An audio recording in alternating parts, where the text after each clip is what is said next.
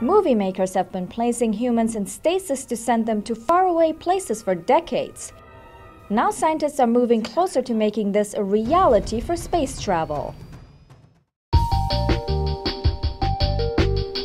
NASA has partnered with aerospace engineering firm SpaceWorks Enterprises in Atlanta to study how humans could be put into a prolonged deep sleep while they're traveling to Mars.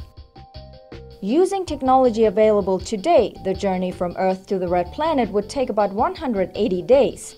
Keeping a crew of people alive for that long requires a lot of food, water, and energy. NASA and SpaceWorks scientists believe that putting the crew in a deep sleep, called torpor, could dramatically reduce the cost of human expedition to Mars.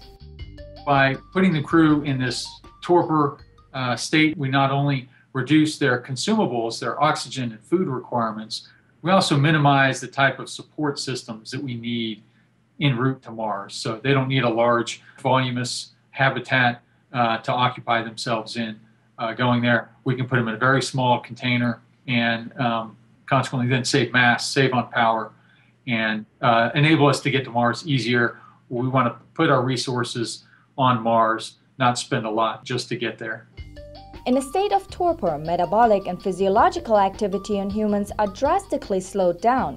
To put them into stasis, the scientists would reduce a crew member's body temperature by about 5 to 10 degrees Fahrenheit, for instance through a nasally inhaled coolant. During stasis, the crew would be fed through an IV tube, and to wake them up, the flow of cooling agent would be stopped. Doctors have been inducing therapeutic torpor or hypothermia in critical care trauma patients in hospitals for years, but typically patients stay in that state for just a few days to give their bodies time to recover.